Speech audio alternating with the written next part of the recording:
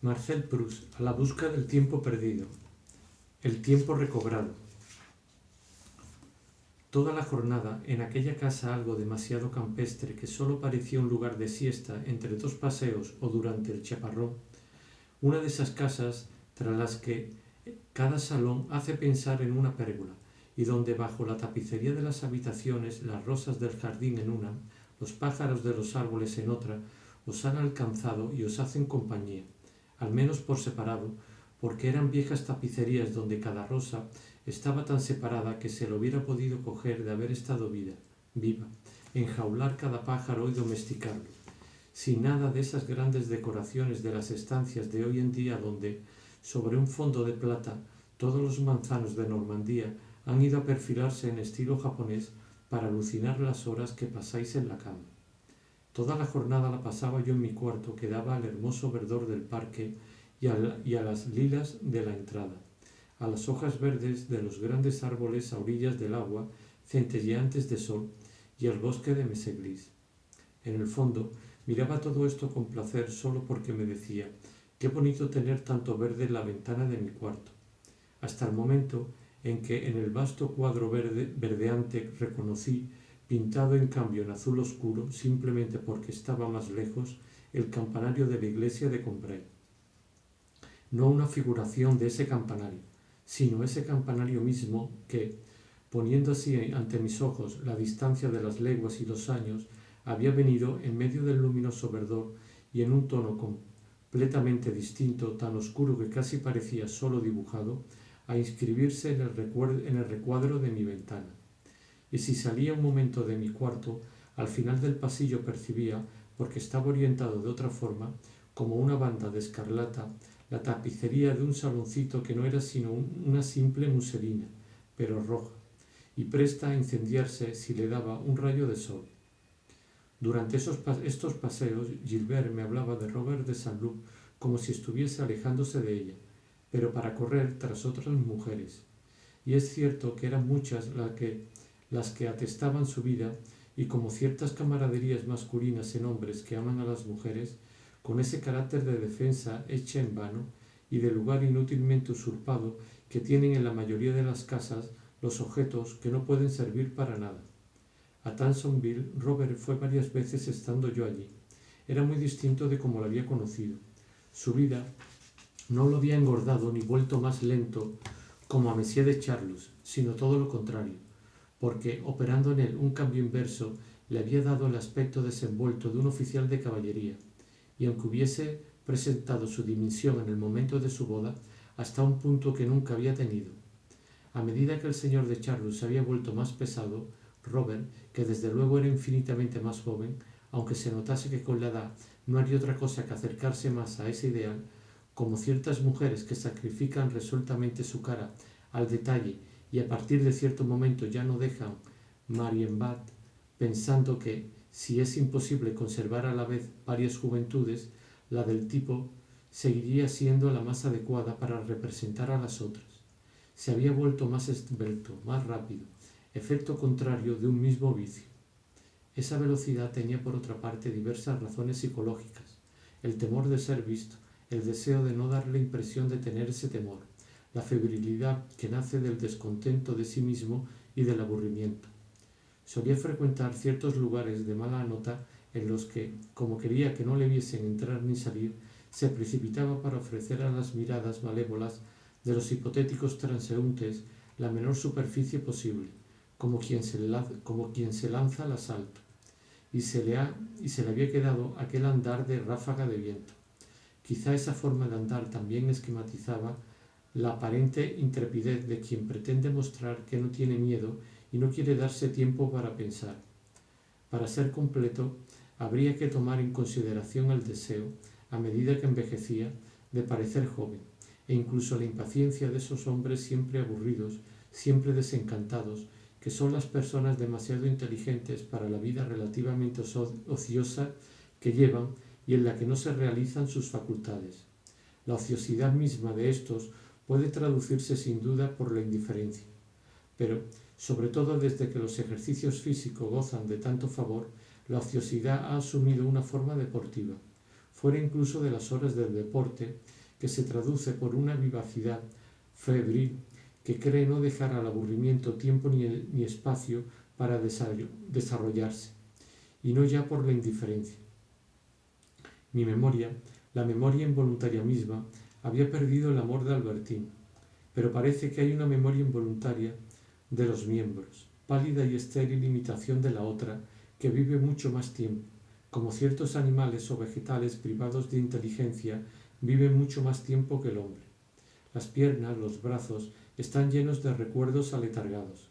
En cierta ocasión en que me había despedido de Gilbert bastante pronto, desperté en medio de la noche en el cuarto de Tansonville y todavía medio dormido llamé a Albertín. No era que hubiese pensado en ella, ni soñado con ella, ni que la tomase por Gilbert.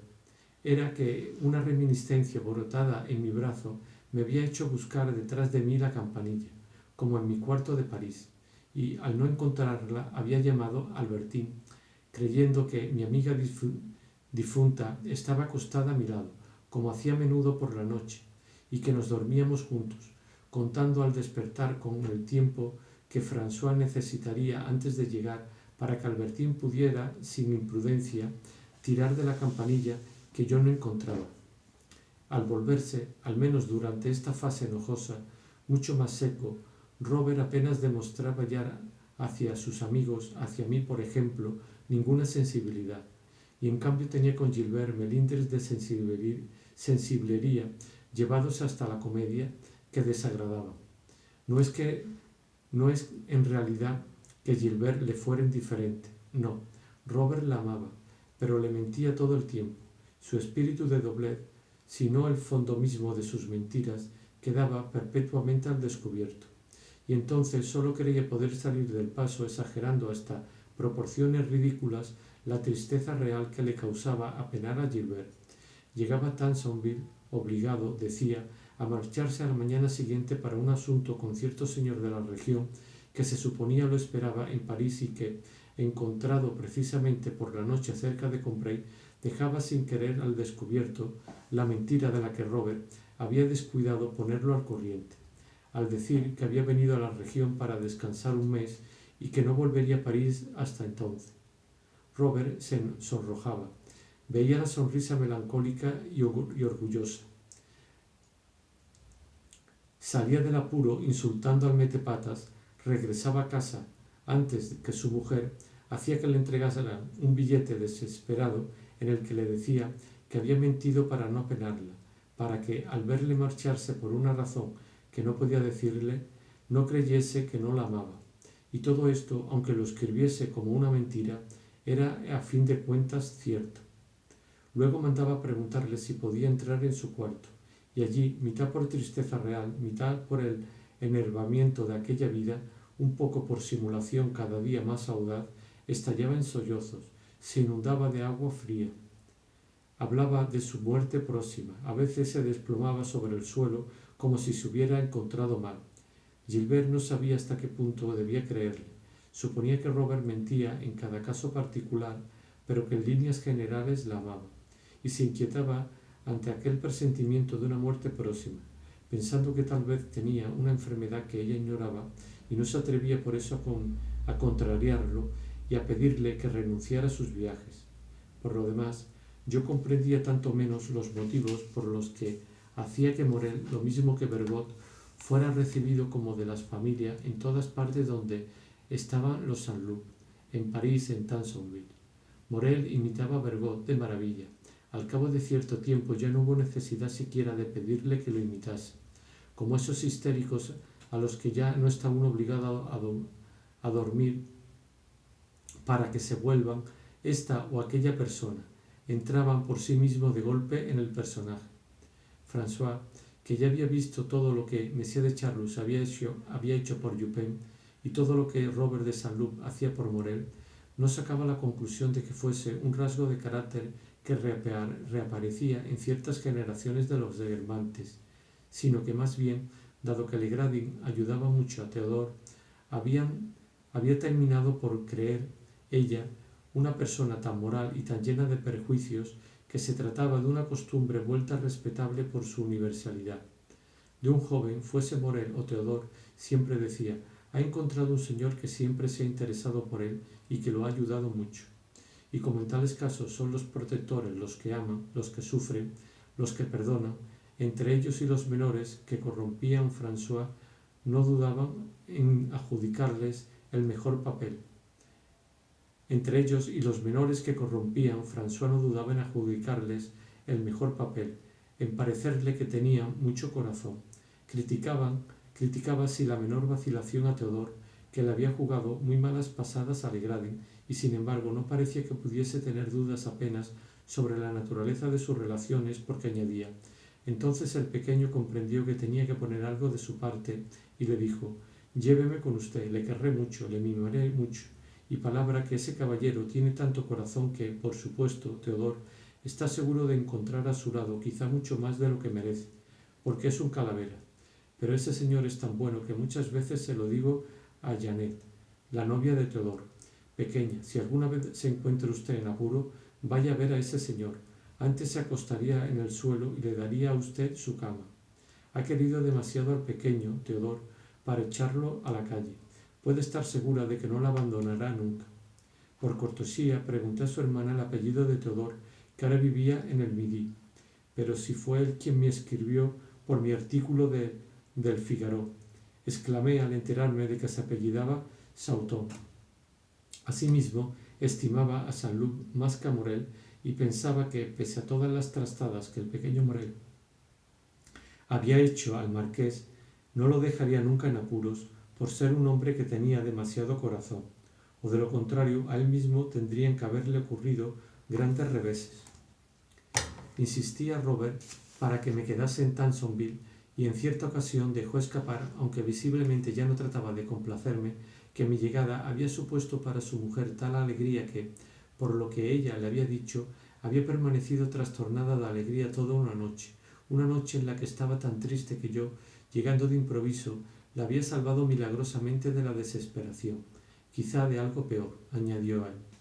Me parecía que tratase de persuadirla de que la amaba, diciéndome que, a la mujer que también amaba, la amaba menos que a ella y que la dejaría pronto, y sin embargo, añadía, con tal fatuidad y tal necesidad de confidencia que por momentos creí que el nombre de Charlie iba a salir, pese a Robert, como el número de una lotería, tengo motivos para estar orgulloso. Esa mujer que me ha dado tantas pruebas de su ternura y que voy a sacrificar a Gilbert, nunca había prestado atención a un hombre, hasta se creía incapaz de enamorarse. Yo soy el primero. Se había negado de tal forma a todo el mundo, y yo lo sabía, que cuando recibí su adorable carta diciéndome que para ella no podía haber felicidad más que conmigo, no conseguía creerlo. Habría desde luego motivos para perder la cabeza si la idea de ver deshecha en lágrimas a esa pobrecita Gilbert no me resultara intolerable. ¿Pero te parece que tiene algo de Rachel?, me decía. ¿No te parece que tiene algo de Rachel?, me decía. Y en efecto, me había sorprendido un vago parecido que, en rigor, podía encontrarse ahora entre ellas. Quizá dependiera de una real similitud de varios rasgos, debido, por ejemplo, al origen hebraico tan poco marcado sin embargo en Gilbert, por la que Robert, cuando su familia quiso que se casara, se había sentido más atraído, a igualdad de fortuna, por Gilbert. Pero también se decía que Gilbert, tras sorprender unas fotografías de Rachel, de quien había ignorado hasta el nombre, procuraba imitar para agradar a Robert ciertos hábitos caros a la actriz, como llevar siempre lazos rojos en el pelo, una cinta de terciopelo negro en el brazo y se teñía los cabellos para parecer morena. Luego, sintiendo que sus penas le daban mala cara, intentaba remediarlo. A veces lo hacía sin medida. Un día que Robert debía venir por la noche a pasar 24 horas en Tansonville, me quedé estupefacto al verla ir a sentarse a la mesa tan extrañamente distinta, no sólo de lo que era en otro tiempo, sino incluso los días normales, que permanecía estupefacto como si hubiera tenido delante a una actriz, una especie de Teodora. Sentía que, a pesar mío, la miraba con demasiada fijeza, curioso por saber en qué había cambiado. Curiosidad, por otra parte, que muy pronto quedó satisfecha cuando se sonó la nariz y a pesar de todas las precauciones que puso en ello. Por todos los colores que quedaron en el pañuelo, formando una rica paleta, vi que iba completamente pintada. Por eso tenía aquella boca sangrante y que se esforzaba por volver risueña, creyendo que eso le sentaba bien, mientras la hora del tren, que se acercaba sin que Gilbert supiese si su marido llegaría realmente o si no enviaría uno de aquellos telegramas cuyo modelo había fijado con ingenio Monsieur de Guermantes. Imposible ir, sigue mentira. Empalidecía sus mejillas bajo el sudor violeta de la pintura y ponía ojeras a sus ojos. «Ah, ¿ves?», me decía Robert, con un aire voluntariamente tierno que tanto contrastaba con su ternura espontánea del pasado, con una voz alcohólica y modulaciones de actor. «Gilbert feliz, no hay nada que no diera por eso. Ha hecho tanto por mí, no puedes hacerte una idea.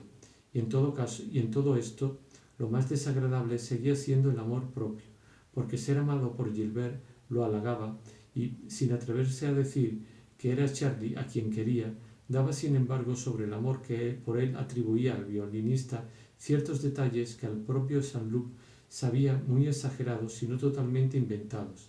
Él, a quien Charlie exigía cada día más dinero, y confiándome a Gilbert, se volvía a París. Por lo demás, tuve ocasión, anticipándome un poco porque todavía estoy en Tansonville, de verlo una vez en sociedad, y de lejos, donde de su conversación viva y seductora pese a todo me permitía recobrar el pasado. Me impresionó lo mucho que cambiaba. Se parecía cada vez más a su madre, los modales de altiva esbeltez que había heredado de ella y que en ella eran perfectos, en él, gracias a la educación más refinada, resultaban exagerados, rígidos. La agudeza de la mirada propia de los Guermantes le daba un aire de inspeccionar todos los lugares por los que pasaba, pero de una manera casi inconsciente, por una especie de hábito y de particularidad animal. Incluso inmóvil, el color, más suyo que de todos los Guermantes, por no ser más que el sol solidificado de una jornada de oro, le daba una especie de plumaje tan extraño, hacía de él una especie tan rara, tan preciosa, que uno habría querido poseerlo para una colección ornitológica. Pero cuando, además, esa luz trocaba en pájaro, se ponía en movimiento, en acción, cuando, por ejemplo, veía a Robert de Saint-Loup entrar en una velada en la que yo estaba, tenía una forma de erguir la cabeza tan sedosa y altivamente encopetada bajo el penacho de oro de sus cabellos un poco desplumados, unos movimientos de cuello tan elásticos, más orgullosos y más coquetos que los propios de los humanos, que ante la curiosidad y la admiración mitad mundana, mitad zoológica que os inspiraba, uno podía preguntarse si se encontraba en el Faubourg Saint-Germain o en el Jardín des Plantes, y si estaba viendo a un gran señor cruzar un salón o a un pájaro pasear por su jaula. Por otra parte, todo este retorno a la elegancia volátil de los Guermantes de pico ganchudo, de ojos acerados, era utilizado ahora por su nuevo vicio, del que se servía para fingir seriedad. Cuando más se servía de él, más se parecía a lo que Balzac llamaba Tante. A poca imaginación que uno pusiera, su gorjeo no se prestaba menos a esa interpretación que el plumaje. Empezaba a decir frases que creía gran sigle, imitando así los modales de Guermantes, pero un algo indefinible hacía que se volvieran al mismo tiempo los modales de Monsieur de Charlus. «Te dejo un instante», me dijo en aquella velada en la que Madame de Marsante estaba algo más lejos. «Voy a hacer una pizca de corte a mi madre». En cuanto a aquel amor de quien sin cesar me hablaba, no solo era, por otra parte, el que sentía por Charlie, aunque éste fuera el único que le importara. Cualquiera que sea el tipo de amores de un hombre, siempre se equivoca uno sobre el número de personas con las que tiene relaciones, porque ciertas amistades se interponen erróneamente como amoríos, lo cual es un error por adición, pero también porque creemos que una relación probada excluye otra, lo cual es otra clase de error. Dos personas pueden decir la amante de X, sí, la conozco, pronunciar dos nombres distintos y no equivocarse en ninguna de las dos. Es raro que una mujer a la que se ama baste para colmar todas nuestras necesidades y se le engaña con otra que no amamos. En cuanto al tipo de amores que Saint-Loup había heredado de Monsieur de Charlus, un marido que sintiera inclinación por ellos suele hacer la felicidad de su mujer. Es esta una ley general a la que los birmantes encontraban el medio de hacer excepción, porque los que tenían ese gusto querían hacer creer que tenían, por el contrario, el de las mujeres. Se exhibían con una u otra y desesperaban a la suya. Los Corbusier obraban con mayor prudencia. El joven vizconde Corbusier se creía el único sobre la tierra y desde el origen del mundo en ser tentado por alguien de su sexo. Suponiendo que esa inclinación le venía del diablo, luchó contra ella, se casó con una mujer encantadora, le hizo hijos. Luego, uno de sus primos le enseñó que esa inclinación está bastante difundida y llevó su bondad hasta acompañarlo a sitios donde podría satisfacerla. El señor de Corbusier amó más que nunca a su esposa, redobló su celo prolífico y ella y él eran citados como la mejor pareja de París. No se decía lo mismo de la de Saint-Loup, porque Robert, en vez de contentarse con la inversión, mataba de celos a su mujer manteniendo, sin placer alguno, queridas. Es posible que Morel, por ser excesivamente moreno, le fuera necesario Saint-Loup, como lo es la sombra al rayo de sol. En esta familia tan antigua es muy fácil imaginar a un gran señor rubio dorado, inteligente, dotado de todos los prestigios y capaz de ocultar en el fondo de la cala un gusto secreto, ignorado de todos por los negros. Robert, por otra parte, no dejaba nunca que la conversación rozara este tipo de amores que era el suyo. Si yo hacía alguna referencia, no sé, respondía con un despego tan profundo que dejaba caer su monóculo. No tengo la menor idea de esas cosas. Si deseas informarte sobre eso, querido, te aconsejo dirigirte a otra parte. Yo soy un soldado, y punto. Eso es todo. Esas cosas me dejan tan indiferente como sigo con pasión la guerra balcánica. En otro tiempo, la etimología de las batallas te interesaba. Entonces te decía que volverían a verse, incluso en las condiciones más diferentes, las batallas típicas, por ejemplo, el gran ensayo de envolvimiento por el ala, la batalla de Ulm. Pues bien, por especiales que sean estas guerras balcánicas, Lully-Burgas sigue siendo Ulm, el envolvimiento por el ala. Esos son los temas de los que puedes hablarme, pero del tipo de cosas a las que aludes sé tanto como de sánscrito. Estos temas que Robert despreciaba así, una vez que él se había marchado, Gilbert los abordaba en cambio de buena gana hablando conmigo, no en relación a su marido, desde luego, porque ignoraba o fingía ignorar todo, pero se expresaba gustosa sobre ellos mientras concernía a los demás y porque viese en ello una especie de excusa indirecta para Robert, ya porque éste, dividido como su tío entre un silencio severo sobre estos temas y una necesidad de desahogo y de maledicencia, la hubiese instruido perfectamente. Entre todos, al señor de Charlus no se le trataba con indulgencias. Y es que, probablemente, pese a no hablar de Charlie con Gilbert, Robert no podía dejar de repetirle, en una u otra forma, lo que había llegado a saber por medio del violinista, y éste perseguía a su antiguo bienhechor con su odio. Aquellas conversaciones que Gilbert apreciaba me permitieron preguntarme si, en un tipo paralelo,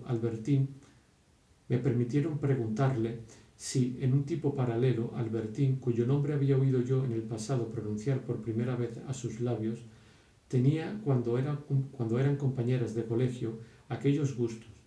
Gilbert no pudo darme esa información. Además, hacía mucho que había dejado de ofrecer algún interés para mí, pero seguía preguntándomelo maquinalmente, como un viejo que, perdida la memoria, pide de vez en cuando noticias del hijo que perdió. Lo curioso, y sobre lo que no puedo extenderme, es hasta qué punto, más o menos en esa época, todas las personas amadas por Albertine, todas las que habrían podido conseguir de ella lo que hubieran querido, pidieron, imploraron, me atreveré a decir mendigaron, ya que no mi amistad, alguna relación conmigo. Ya no habría sido necesario ofrecer dinero a Madame Montaigne para que me enviase a Albertine. Ese retorno de la vida que se producía cuando ya no servía de nada me entristecía profundamente, no a causa de Albertine, a la que hubiera recibido sin placer de haberme sido devuelta no ya de Touraine, sino del otro mundo, sino a causa de una joven a la que yo amaba y a la que no podía llegar a ver. Me decía que si ella moría o si yo dejaba de amarla, todos los que hubieran podido acercarme a ella caerían a mis pies. Mientras tanto, intentaba inútilmente actuar sobre ellos, por no haberme curado la experiencia que hubiera debido enseñarme, admitiendo que alguna vez enseñe algo, que amar es una desgracia como la de los cuentos, contra la que no se puede hacer nada hasta que no haya cesado el hechizo. Precisamente el libro que tengo ahí habla de esas cosas, me dijo ella. Le hablé a Robert de aquel misterioso. Nos habríamos entendido bien. Declaró que no se acordaba y que en cualquier caso aquello no tenía ningún sentido particular. Es un viejo Balzac que estoy empollando para ponerme a la altura de mis tíos, la fille aux jocs d'or. Pero es absurdo, inverosímil, una hermosa pesadilla. Además, una mujer quizá pueda ser vigilada así por otra mujer, nunca por un hombre. Se equivoca. He conocido una mujer a la que un hombre que la amaba había llegado realmente a secuestrar. Nunca podía ver a nadie, y solo salía de casa con servidores fieles. Bien, eso debería horrorizarle a usted, que es tan bueno. Precisamente hablaba con Robert de que usted debería casarse. Su mujer lo curaría y usted le haría feliz. No, porque tengo un carácter demasiado malo. Vaya ocurrencia, se lo aseguro. Además, ya estuve comprometido, pero no pude decidirme a casarme, y ella renunció por sí misma, debido a mi carácter indeciso y puntilloso. En efecto, así, bajo esta forma un tanto simple, juzgaba yo mi aventura con Albertín, ahora que ya solo veía esa aventura desde fuera. Mientras volvía a subir a mi cuarto me entristecía la idea de que no había ido una sola vez a ver de nuevo la iglesia de Combray, que parecía esperarme en medio del verdor en una ventana todavía violácea. Me decía, paciencia, otro año será, si no me muero de aquí a entonces. Sin ver otro obstáculo que mi muerte y sin imaginar la de la iglesia, que me parecía que debía durar mucho más tiempo después de la mía, como había durado mucho tiempo antes de mi nacimiento. Un día, sin embargo, le hablé a Gilbert de Albertín y le pregunté si a ésta le gustaban las mujeres. Oh, en absoluto. Pero una vez usted dijo que tenía malas costumbres. ¿Yo he dicho eso? Debe de estar equivocado. En cualquier caso, si lo dije, aunque está usted en un error, me refería por el contrario a pequeños amoríos con muchachos. Por otra parte, a esa edad, probablemente las cosas no debían ir muy lejos. Decía esto Gilbert para ocultarme que también ella, por lo que me había dicho Gilbert, le gustaban las mujeres y había hecho proposiciones a Albertín. O bien sabía, porque los demás están a menudo más informados sobre nuestra vida de lo que creemos, que yo había amado a Gilbert, que había estado celoso, y los otros pueden saber más verdades sobre nosotros de lo que creemos, pero también llevarlas demasiado lejos y estar en el error por suposiciones excesivas, cuando nosotros los creíamos equivocados por ausencia de toda suposición. Se figuraba que seguía estándolo y, por bondad, me ponía sobre los ojos esa venda que siempre se tiene dispuesta para los celosos. En cualquier caso, las palabras de Gilbert desde las malas costumbres de tiempo atrás hasta el certificado de buena vida y costumbres de hoy seguían un camino inverso a las afirmaciones de Albertín, que casi había terminado confesando unas semirrelaciones con Gilbert. Albertín me había sorprendido en este punto, como también lo que me dijera André, porque al principio, antes de conocer a toda la pandilla, había creído en su perversidad. Luego me había dado cuenta de la falsedad de mis suposiciones, como tantas veces ocurre cuando uno encuentra una muchacha honrada y casi ignorante de las realidades del amor en un ambiente que erróneamente creíamos el más depravado.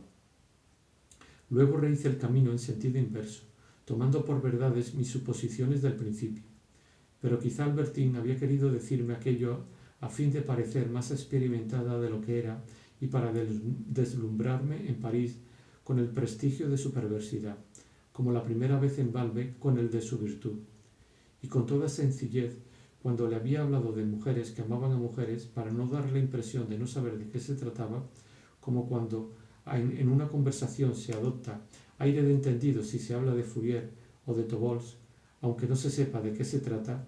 ¿Acaso había vivido cerca de la amiga de Mademoiselle Vintelli y de André, separada de ellas, que creía que no lo eran, por un por un compartimiento estanco y solo después se había informado, como una mujer que se casa con un escritor que trata de cultivarse, para complacerme, volviéndose capaz de responder a mis preguntas, hasta el día en que comprendió que estaban inspiradas por los celos y había dado marcha atrás. A menos que fuera Gilbert la que mintiese. Hasta se me ocurrió la idea de que, por haber sabido de sus labios durante un flirteo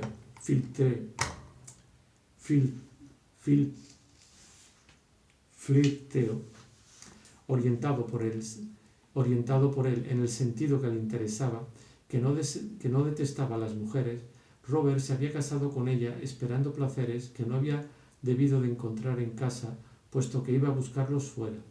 Ninguna de estas hipótesis era absurda, porque en las mujeres como la hija de Odette o en las muchachas de la pandilla hay tal diversidad, tal cúmulo de gustos alternantes, incluso si no son simultáneos, que pasan tranquilamente de una relación con una mujer a un gran amor por un hombre, hasta el punto que sigue siendo difícil definir el gusto real y dominante. No quise pedirle a Gilbert su fil aux jocs d'or porque estaba leyéndola, pero me prestó para leer antes de dormirme esa última noche que pasé en su casa un libro que me produjo una impresión bastante viva y compleja, destinada por otra parte a no durar mucho. Era un volumen del diario inédito de los Goncourt, y cuando, antes de apagar mi vela, leí el pasaje que transcribo más abajo, mi ausencia de disposiciones para la literatura, presentida en otro tiempo en la parte de Guermantes, confirmada durante esta estancia cuya última noche era aquella, esa noche en víspera de una partida en la que, por cesar el embotamiento de hábitos que estaba a punto de concluir, tratamos de juzgarnos. Me pareció una cosa menos lamentable, como si la literatura no revelase ninguna verdad profunda, y al mismo tiempo me parecía triste que la literatura no fuese lo que yo había creído. Por otro lado, menos lamentable me parecía el estado enfermizo que iba a confinarme en una casa de salud si las bellas cosas de que hablan los libros no eran más bellas de lo que yo había visto. Pero por una extraña contradicción, ahora que el libro hablaba de ellas, tenía ganas de verlas. Estas son las páginas que leí hasta que el cansancio me cerró los ojos. Anteayer cae aquí para llevarme a cenar a su casa Verdurin, el antiguo crítico de la Review, el autor de ese libro sobre Whistler, donde realmente la mano, el talento colorista del original americano, viene dado a menudo con una gran delicadeza por el enamorado de todos los refinamientos, de todas las bonituras, de las cosas pintadas que es Verdurin, de todas las bonituras de la cosa pintada que es Verdurin.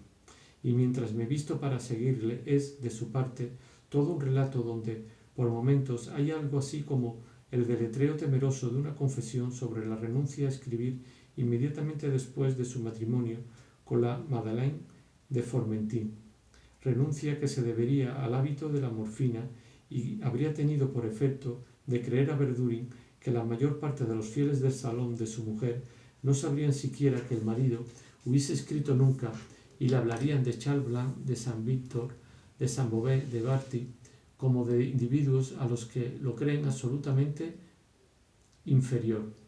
Vamos, Goncourt, usted sabe de sobra, y Gautier también lo sabía que mis salons eran algo muy distinto de esos lamentables maîtres d'autrefois, tenidos por una obra maestra en la familia de mi mujer.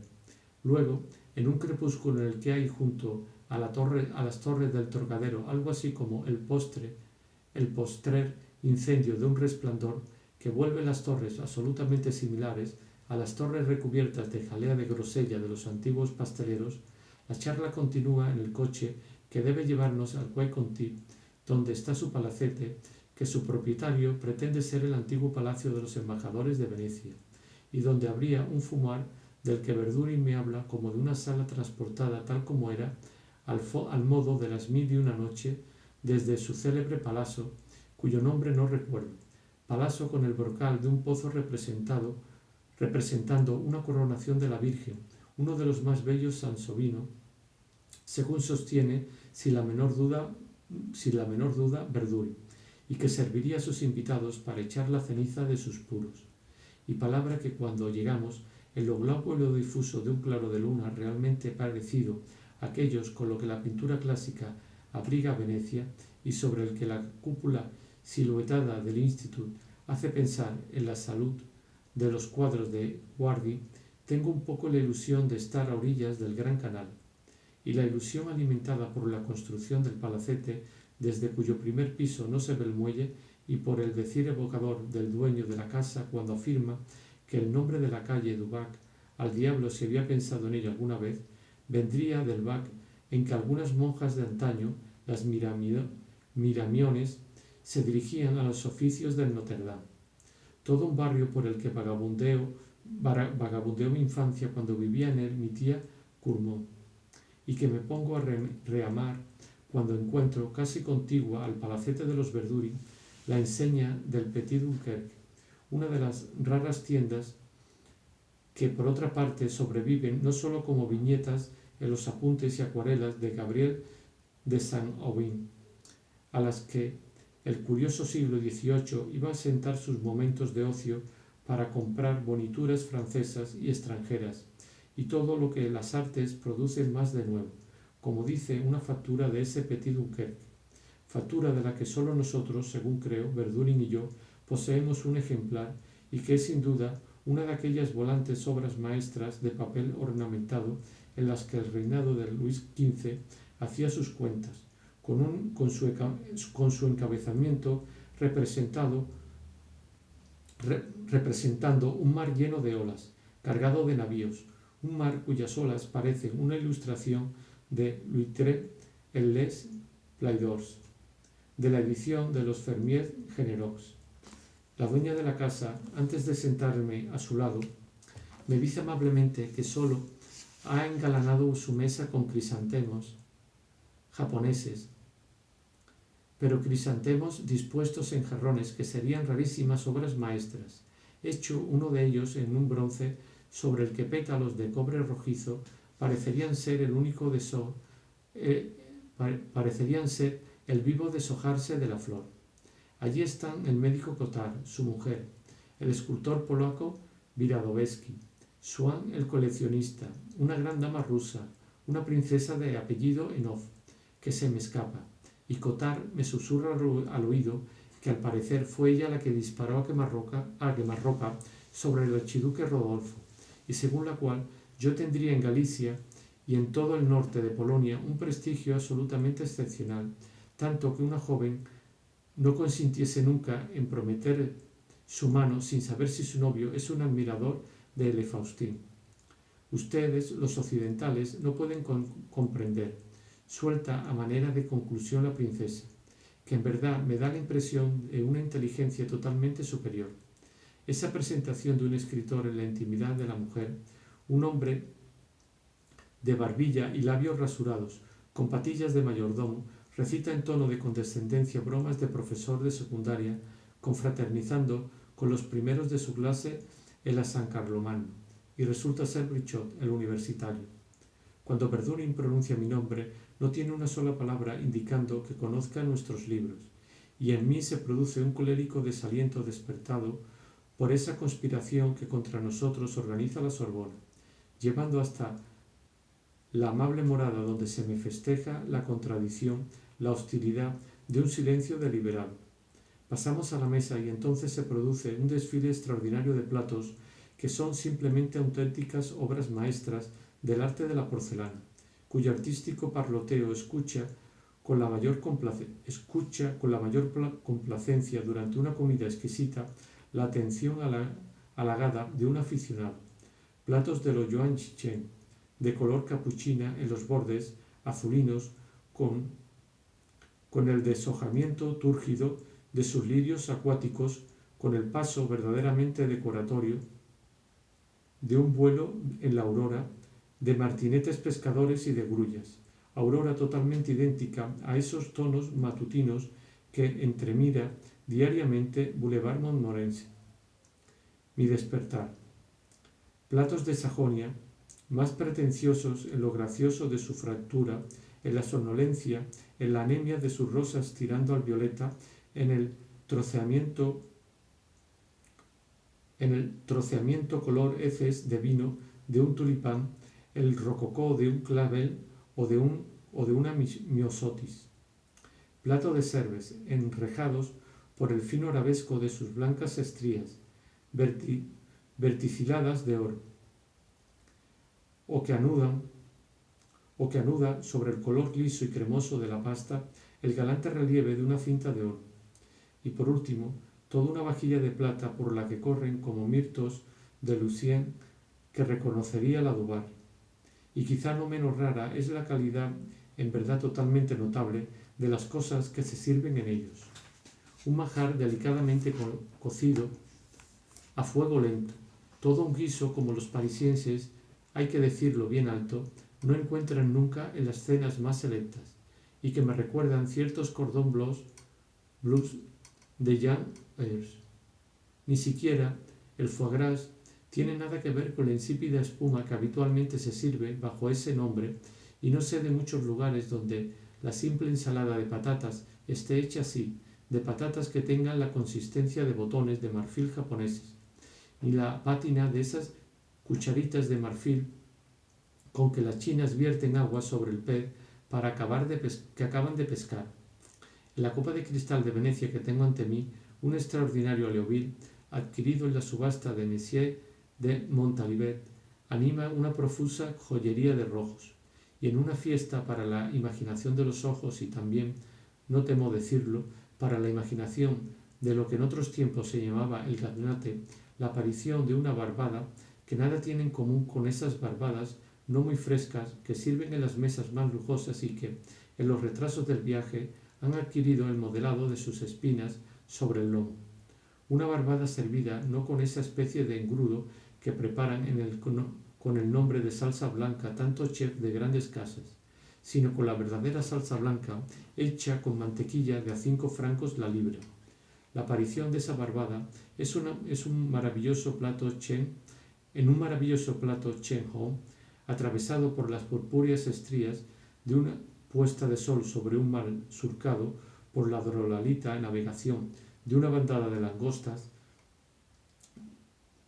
de punteado granulado tan extraordinariamente conseguido que parecen haber sido modeladas sobre caparazones vivientes, fuente en cuyo reborde figura la pesca a caña por un chinito de un pez que es un hechizo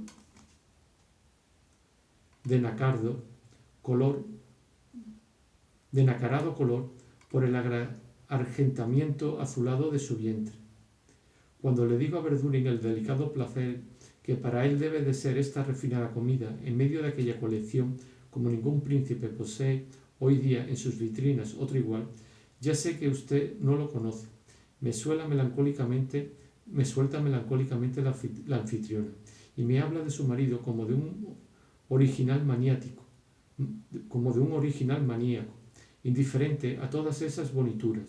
Un maníaco, repite, sí, exactamente eso, un maníaco al que más bien apetecería una botella de sidra bebida en el fresco algo encanallado de una granja normanda. Y la encantadora mujer, de palabra realmente enamorada de las coloraciones de una comarca, nos habla con entusiasmo desbordante de esa Normandía donde vivieron, una Normandía que sería un inmenso parque inglés con la fragancia de sus altos arbolados a lo Lawrence, con el terciopelo criptomeria en su reborde aporcelanado de hortensias, rosas, de sus prados de césped natural, con el agrupamiento de rosas color de azufre, cuya cascada sobre una puerta rústica, donde la incrustación de 2 perales enlazados simula una enseña completamente ornamental.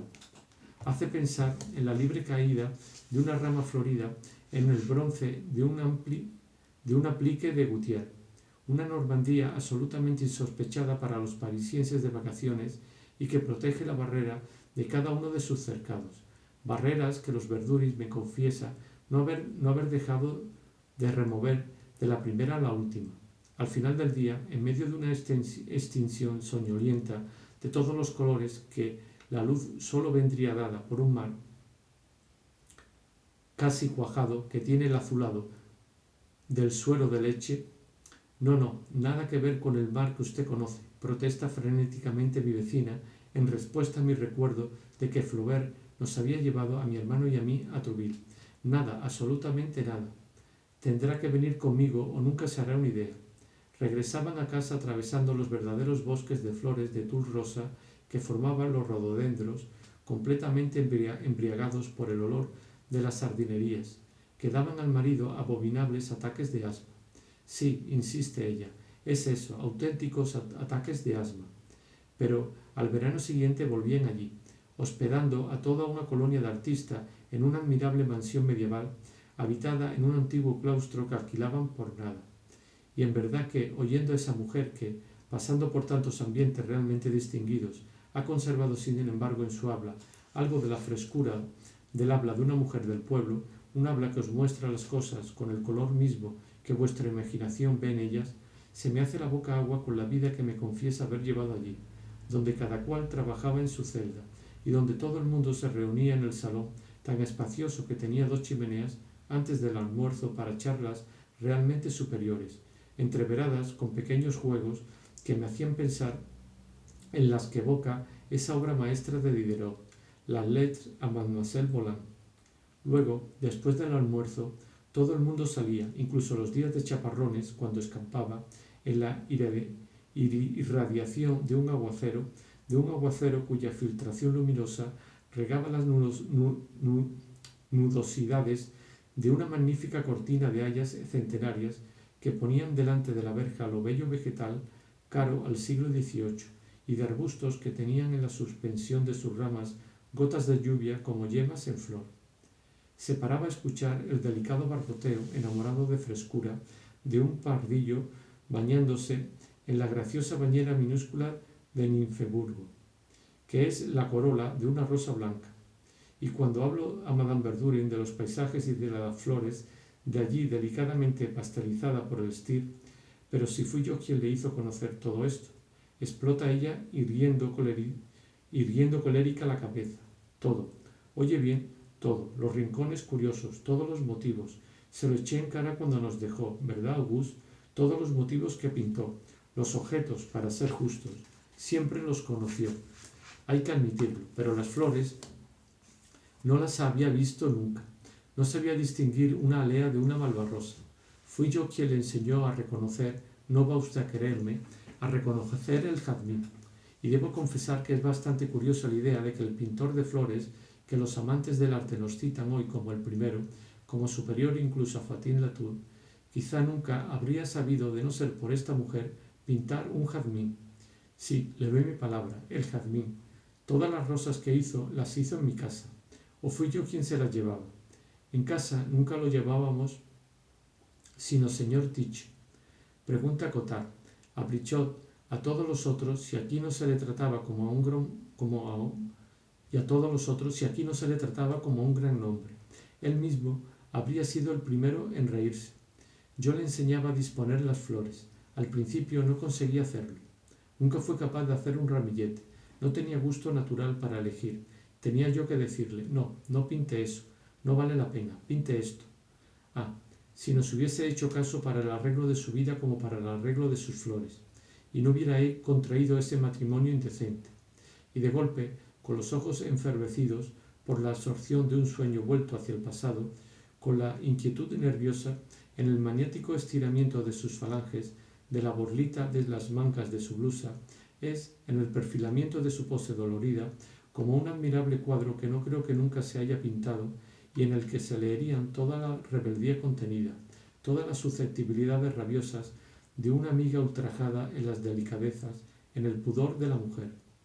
Luego nos habla del admirable retrato que el Stier hizo para ella, el retrato de la familia Cottard, retrato donado por ella al Luxembourg en el momento de su ruptura por el pintor, confesando que fue ella quien sugirió al pintor la idea de haber pintado al hombre de etiqueta para conseguir todo aquel vello abullonado de la blanca pechera, y a la que eligió el vestido de terciopelo de la mujer.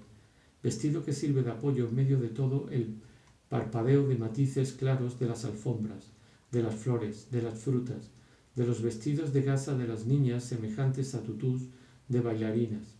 Sería ella también quien habría sugerido la idea de ese peinado, idea cuyo honor se atribuía luego al artista, idea que consistía en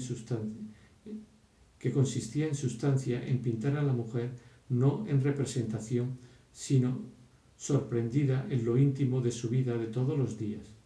Yo le decía, pero si en la mujer que se peina, que se seca la cara, que se calienta los pies cuando no cree ser vista, pero si hay un montón de movimientos interesantes, de movimientos de una gracia totalmente leonardesca, pero a una señal de Verdurin indicando que el despertar de semejantes indignaciones era nocivo para la gran nerviosa, que en el fondo sería su mujer, Swann me hace admirar el collar de perlas negras llevado por la anfitriona y comprado por ella, totalmente blancas, en la subasta de un descendiente de Madame de Lafayette, a quien le habrían sido regaladas por Enriqueta de Inglaterra.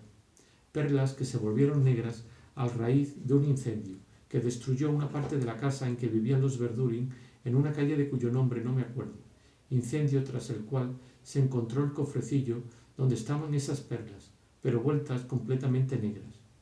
Y yo conozco su retrato, el de esas perlas, en los hombros mismos de Madame de Lafayette. Sí, exactamente su retrato, insiste Swann ante las exclamaciones de los invitados un tanto boquiabiertos. Su retrato auténtico en la colección del Duque de Guermantes, una colección sin igual en el mundo, proclama Swann, y que yo debería ir a ver, una colección heredada por el célebre duque que era su sobrino preferido, de Madame de Brosselien, su tía, de Madame de Brosselien luego Madame Halfels, hermana de la marquesa de Villaparisis y de la princesa de Hanover, en cuya casa tanto le habríamos querido mi hermano y yo bajo los rasgos del encantador chiquillo llamado Basin, que es en realidad el nombre de pila del duque.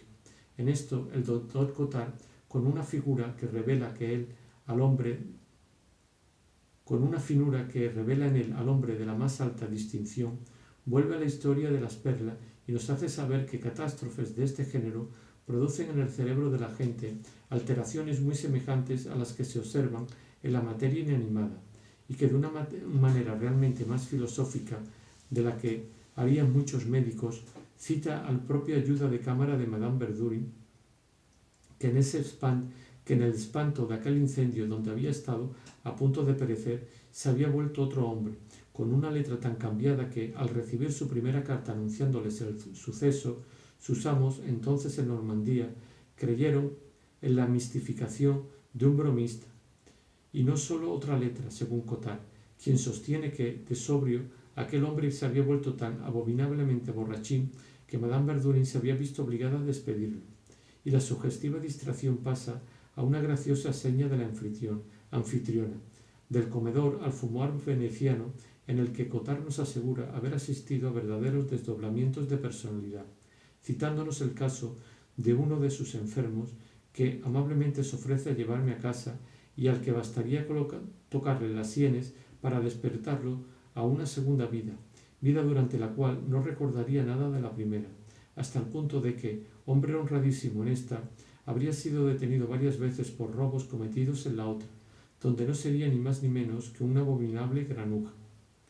A lo que la señora Verdurin observa con finura que la medicina podría proporcionar temas más verídicos a un teatro en el que lo chusco del imbroglio descansaría sobre errores patológicos, lo que, de una cosa a otra, lleva a Madame Cottard a contar que un argumento muy parecido ha sido desarrollado por un narrador que es el favorito de las veladas de sus hijos, el escocés Stevenson, nombre que pone en los labios de Swann esta afirmación perentoria. Stevenson es desde luego un gran escritor, se lo aseguro. Señor de Gourmont, grandísimo, a la altura de los más grandes. Señor de Goncourt, grandísimo, a la altura de los más grandes.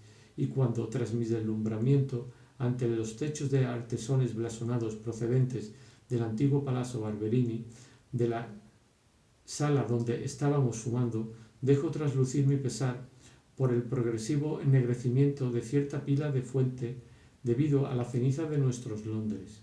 Tras contar Swann que manchas análogas sobre libros pertenecientes a Napoleón I, libros ahora propiedad, pese a sus opiniones antiborbónicas, del duque de Guermantes, demuestran que el emperador mascaba tabaco. Cottard, que se revela en todo un curioso realmente penetrante, declara que las manchas en cuestión no proceden en absoluto de eso, pero en absoluto, insiste con autoridad, sino de la costumbre de Napoleón de tener siempre en la mano, incluso en los campos de batalla, pastillas de regaliz para calmar sus dolores de hígado, porque estaba enfermo del hígado, y de eso fue de lo que murió, concluye el doctor. Me detuve ahí, porque me iba al día siguiente, y además era la hora en que me reclamaba el otro amo a cuyo servicio estamos cada día a la mitad de nuestro tiempo. La tarea que nos impone la cumplimos con los ojos cerrados. Todas las mañanas nos devuelve a nuestro otro amo, sabiendo que sin ello nos entregaríamos mal a la suya. Curiosos por saber, cuando nuestra mente ha vuelto a abrir los ojos, qué hemos podido hacer en casa del amo que tiende a sus esclavos antes de ponerlo a un trabajo precipitado, los más maliciosos, nada más concluida la tarea, tratan de echar una ojeada furtiva, pero el sueño rivaliza con ellos en velocidad para hacer desaparecer las huellas de lo que querrían ver, y por eso, después de tantos siglos, no sabemos gran cosa sobre el particular. Cerré pues el diario de los Goncourt, prestigio de la literatura. Me habría gustado ver de nuevo a los Cottard, pedirle tantos detalles sobre el Style, ir a ver si la tienda del Petit Dunkerque seguía existiendo, pedir permiso para visitar aquel palacete de los Verdurin donde habían cenado. Pero sentía una vaga turbación. Cierto, nunca me había ocultado que no sabía escuchar ni, en cuanto dejaba de estar solo, mirar. Ninguna anciana mostraba a mis ojos especie alguna de collar de perlas, y lo que sobre ello me decía no entraba en mis oídos. De cualquier modo, a esos seres los había conocido yo en la vida cotidiana. Había cenado a menudo con ellos. Eran los Verdurin, era el duque de Guermantes, eran los Cottard. Cada uno de ellos me había parecido tan corriente como a mi abuela aquel Bassin del que ni siquiera sospechaba que era el sobrino predilecto, el joven héroe delicioso de Madame de Beaussergère. Cada uno de ellos me había parecido insípido.